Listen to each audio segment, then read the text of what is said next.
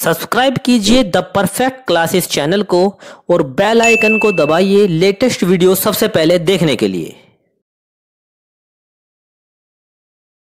Hello student, आज मैं आपके साथ में शिक्षा निदेशालय द्वारा दी जाने वाली जो वर्कशीट है वो डिस्कस करने जा रहा हूँ। ये जो वर्कशीट है इसका विषय है सामाजिक विज्ञान अर्थशास्त्र और ये पार्ट जो है पार्ट 2 है संसाधन के रूप में लोग, कक्षा 9th।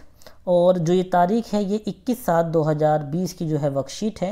यहाँ पर विद्यार्थी जो हैं सभी विद्यार्थी अपना नाम लिखेंगे और यहाँ पर जो है शिक्षक का नाम आएगा। ये वर्कशीट जो है वर्कशीट नंबर 7 है हमारी और जिसका टॉपिक है संसाधन के रूप में लोग।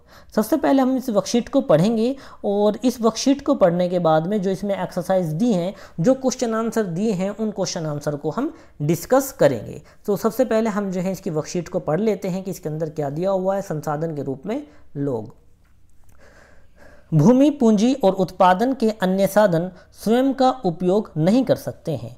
किसी भी संसाधन को मानव द्वारा ही उपयोग किया जाता है। मानव उत्पादन का सजीव, क्रियाशील और संवेदनशील कारक है। मानव अपने आप में महत्वपूर्ण संसाधन है क्योंकि मानव ही अपने ज्ञान और कौशल से विभिन्न साधनों को संसाधन में बदलता है।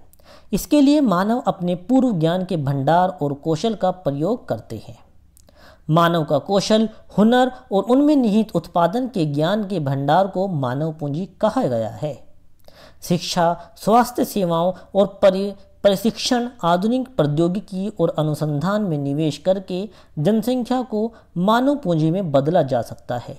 जापान इसका एक अच्छा उदाहरण है। शिक्षा, स्वास्थ्य और कौशल विकास में निवेश से लोगों के श्रम की गुणवत्ता बढ़ती है जिससे उत्पादकता में वृद्धि होती है। संसाधन के रूप में जनसंख्या का अर्थ देश की कार्यशील जनसंख्या 15 साल से 59 साल के लोग से होता है। फिर इसी कार्यशील जनसंख्या की उत्पादकता, कौशल और क्षमताएं देश के निम्न राष्ट्रीय उत्पाद GNP को निर्मित करती है। एक बच्चा जिसकी शिक्षा, स्वास्थ्य, कौशल के लिए निवेश किया जाए भविष्य में अच्छी आय और समाज के लिए बेहतर प्रतिफल दे सकता है। तो ये तो हमारी पूरी वर्कशीट थी जो हमने पढ़ी। अब यहाँ पर जो है इसके क्वेश्चन दिए हुए हैं, उन क्वेश्चन को हमें जो है वर्कशीट पढ़ के जो है सोल्व करना है। इसमें सबसे पहले क्वेश्चन दिया हुआ है कि मानव को उत्पादन का सबसे महत्वपूर्ण संसाधन क्यों कहा जाता है। तो इसका आंसर जो है हमें इसी में मिल जाएगा कि मानव को जो है उत्पादन का सबसे महत्वपूर्ण संसाधन क्यों कहा जाता है मानव को।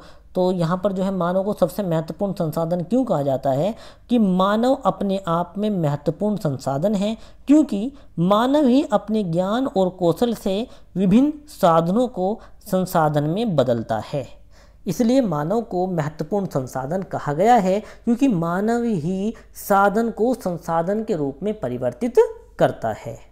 तो यहाँ पर हमने पहले का आंसर जो है हमें आसानी से मिल गया।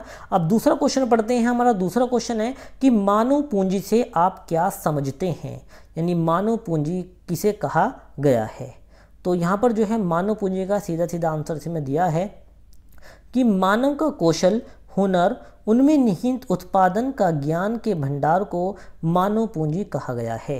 यानी मानव के कौशल और उसमें निहित जो ज्ञान का भंडार है वही असल में मानव पूंजी है, उसको ही मानव पूंजी कहा गया है। तो यहाँ से जो है दूसरे क्वेश्चन का भी आंसर जो है हमें आसानी से मिल जाता है। अब हम इसका तीसरा क्वेश्चन पढ़ते हैं। तीसरा क्वेश्चन है देश की कार्यशील जनसंख्या से क्या अभिप्राय है। तो देश की जो कार्यशील जनसंख्या होती है, यानी देश की जो कार्यशील जनसंख्या है 15 साल से 59 साल के लोगों को ही देश की कार्यशील जनसंख्या कहा जाता है। यानी ऐसे लोग जिनकी आयु 15 साल से लेकर 59 साल तक होती है और वो कार्य करने के योग्य होते हैं, वो देश की कार्यशील जो है जनसंख्या कहलाती है। नेक्स्ट क्वेश्चन को हम पढ़ते हैं। अब देखो जो नेक्स्ट क्वेश्चन है ये हमें अपने तर्क के आधार पर करना है और सब बच्चे इसको अपने अपने तरीके से कर सकते हैं। जैसे इसमें दिया हुआ है कि विद्यालय, अस्पताल, कॉलेज, अच्छी सार्वजनिक सेवाएं किस प्रकार हम सभी का जीवन प्रभावित करती हैं, अपने आसपास के उदाहरण के द्वारा समझाइए। यानी हमें अपने आसपास के उदाहरण के द्वारा इसको समझाना है। तो देखिए जो सबसे पहले अगर हम विद्यालय की बात करें तो जो विद्यालय है, शिक्षा जो है प्रत्येक नागरिक का अधिकार है। समाज को शिक्षित करने में विद्यालय की अहम भूमिका होती है और शिक्षित समाज ही देश को विकसित बना सकता है। तो विद्यालय और कॉलेज की अहम भूमिका होती है समाज को और देश को शिक्षित करने में, उसको विकसित करने में। और जो अस्पताल हैं, अब हम अस्पताल की बात करें तो स्वास्थ्य व्यक्ति ही अपना अधिकतम दे सकता है, इसलिए जनसंख्या की स्वास्थ्य स्थिति को सुधारना किसी भी राष्ट्र की प्राथमिकता होती है और अस्पताल इसमें अहम रोल जो है निभाता है या उसमें जो है महत्वपूर्ण भूमिका अदा करता है।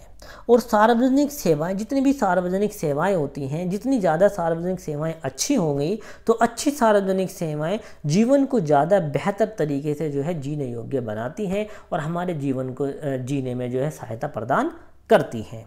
तो हम अपने आसपास के उदाहरण का जो है उपयोग करके इसका आंसर जो है हम लिख सकते हैं। अब क्वेश्चन नंबर 5 है। क्वेश्चन नंबर 5 है कि क्या मानव जनसंख्या पर निवेश बिल्कुल उसी प्रकार है जिस प्रकार भूमि और पूंजी पर निवेश? उपयुक्त तर्कों के द्वारा अपने उत्तर की पुष्टि कीजिए। सभी इसमें अपने अपने तर्क, जो भी आपको अपना तर्क लगता है आप अपना तर्क जो है लिख सकते हैं, अपने विचारों को इसमें प्रकट कर सकते हैं।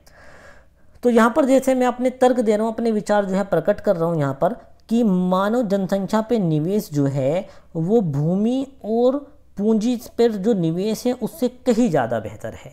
अब इसमें क्या तर्क है, क्यों मानव जनसंख्या पर निवेश जो है वो किस प्रकार से जो है अलग है और किस प्रकार से बेहतर है।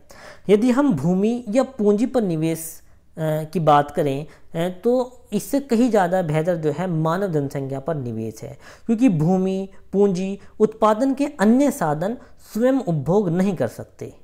किसी संसाधन को मानव द्वारा ही उपयोग किया जा सकता है, वही अपने ज्ञान व कौशल से संसाधन को यानी साधन को संसाधन के रूप में बदलता है। मानव ही ऐसा है जो साधन को संसाधन के रूप में बदलता है और मानव का जो ज्ञान है, कौशल है वो बहुत ही ज़्यादा महत्वपूर्ण है, इसलिए मानव को जो है एक महत्वपूर्ण संसाधन बताया गया है।